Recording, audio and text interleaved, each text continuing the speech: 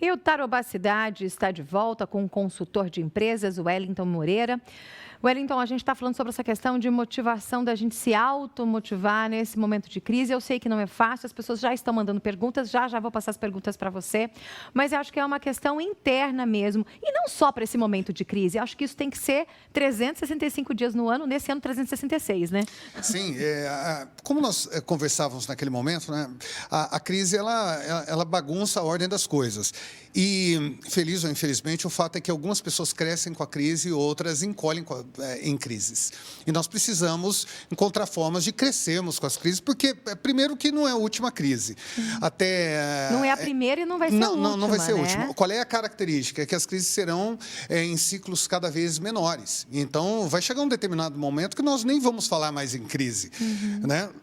Nós simplesmente vamos lembrar, olha, tem um sobressalto aqui, segue em frente. E se nós fizéssemos um recorte 20 anos antes, aí sim olharíamos para nossas vidas e falaríamos, nossa, como que as coisas estão mudando rápido. Então, é fundamental aprender com cada crise, ter uma mentalidade de crescimento, né? O que eu posso aproveitar agora? Ok, vamos imaginar uma situação complicada. Estou muito tempo em casa ou fui demitido. O que eu posso fazer diferente a partir desse momento? Porque para trás não dá para mudar. Então, a gente tem que aprender com a crise, porque nós teremos outras adiante e a gente tem que sair fortalecido. A história do não adianta chorar pelo leite derramado, que passou, né? Daqui para frente. Você sabe que eu tenho um blog no Tarobá News, o nosso portal, e o meu último texto foi Descrise, falando que em épocas de crise eu me descriso. Eu funciono melhor. Tem gente que acaba funcionando melhor também, né? Aproveitando essa sua fala, Sara, o fato existe uma lei que a gente chama da lei de 1/3, até escrevi na Folha hoje a respeito. O que é a lei do 1/3? Assim, 1/3 das coisas tem a ver com o mercado de forma geral, a gente não vai poder mudar, não está sob o nosso controle. 1/3 daquilo que nos acontece está relacionado a outras pessoas e a forma com que nós conseguimos influenciá-las. Tem, por exemplo, comportamento de clientes, comportamento, às vezes, do nosso chefe, de colegas de trabalho, de liderados. A gente não influencia tanto assim. Agora, tem 1/3 que é nosso.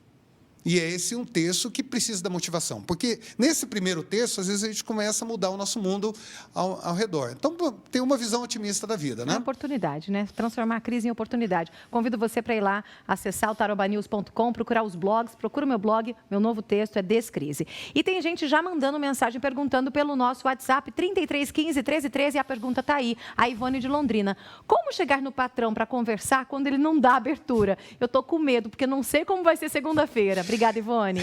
Ivone, essa é uma preocupação sua e seguramente de muitas outras pessoas, né?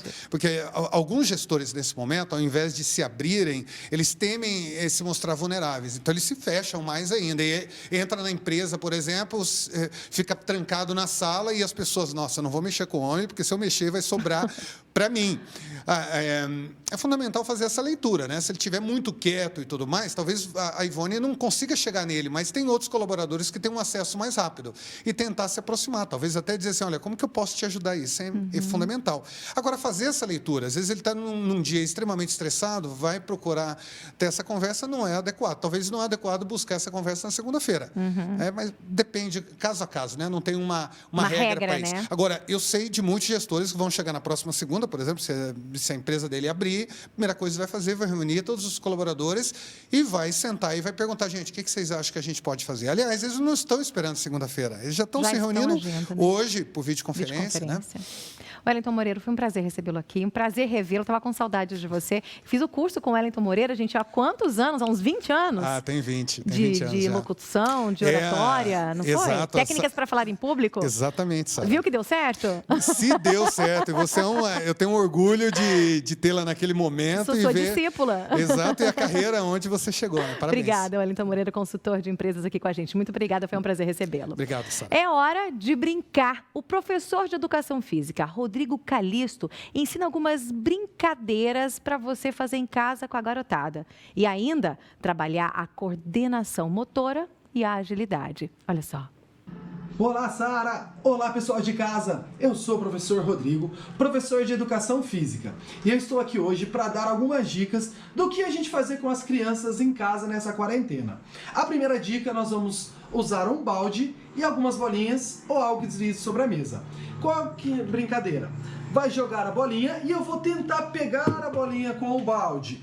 joga a bolinha e pega com o balde. Aqui eu estou trabalhando a minha agilidade. Joga a bolinha e pega com o balde. Para as crianças de 4 e 5 anos, nós usamos um balde menor. Para as crianças menores, um balde maior.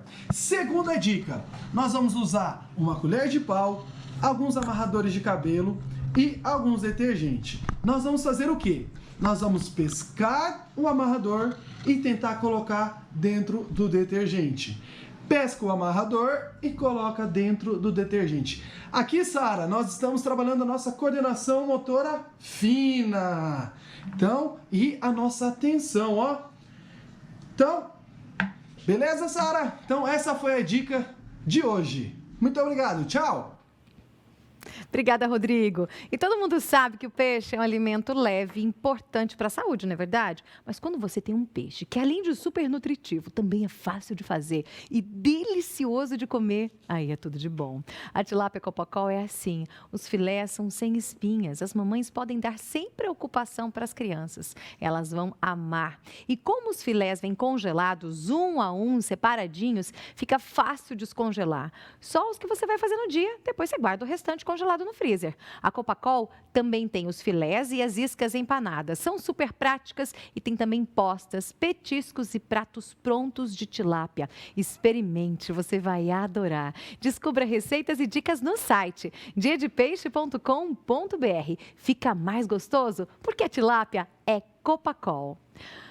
Um escritório de contabilidade em Sertanópolis está cobrando R$200 para fazer o cadastro de autônomos para recebimento do auxílio emergencial. Esta é uma denúncia que nós recebemos agora há pouco aqui no Tarobá Cidade pelo nosso WhatsApp 3315 1313. Dr. Jossam Batistucci, advogado, oportunismo isso? É crime isso? Essa é uma situação um pouco mais delicada de ser realmente analisado, porque pode se configurar como uma prática indevida perante as regras do Código de Defesa do Consumidor. Tá. O PROCON mesmo abriu diversas situações, diversas investigações para avaliar se está tendo cobrança abusiva no preço do álcool, das máscaras, etc. Evidente que quando o empresário tiver as justificativas de que o seu custo aumentou, suas notas fiscais, um custo maior, a sua apresentação, sua manifestação é muito tranquila.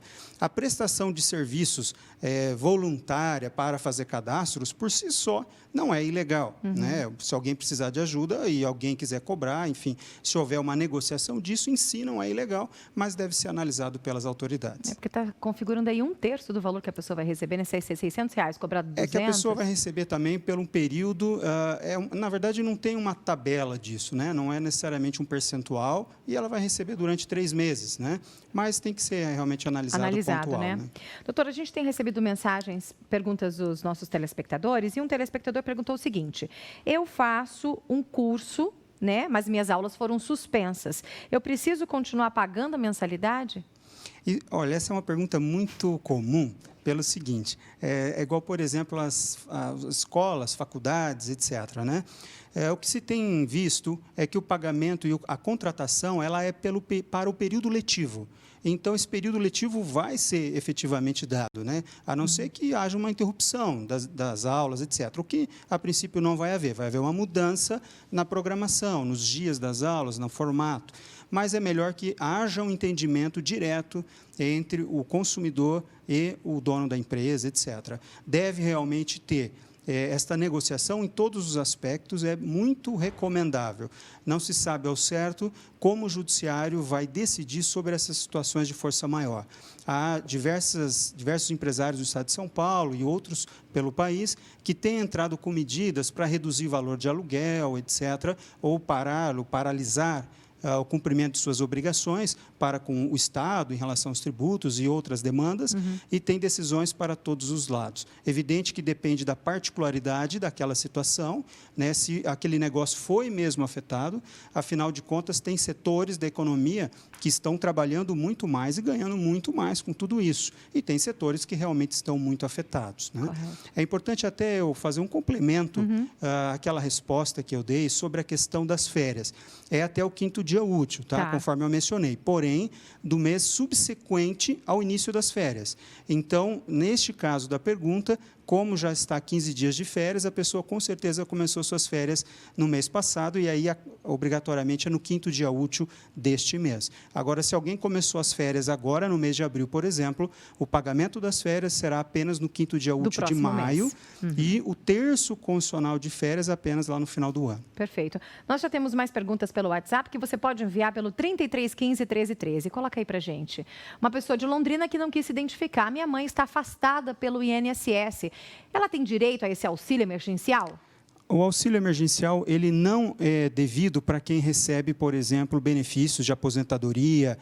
Esse afastado, a gente não sabe ali se é ao certo aposentadoria, se é um auxílio-doença, né, ou um outro tipo de auxílio dado pelo INSS, mas quem recebe benefícios do INSS, salvo o Bolsa Família, não recebe aí o benefício de R$600. Doutor José Batistucci, foi um prazer recebê-lo aqui. Está convidado para voltar mais vezes, as portas da Tarobá estão abertas. Igualmente, uma satisfação sempre vir aqui à casa de vocês, a Tarobá, e conversar contigo também. Obrigada, foi um prazer recebê-lo. Igualmente. No próximo bloco, a Abrazel, Associação de Bares e Restaurantes, consegue liberação para atuar com o sistema de drive-thru e take-away em Londrina. E ainda, essas e outras informações, como está a situação do setor, tem música e também muita mais informação depois do intervalo. Não saia daí, que eu volto já já.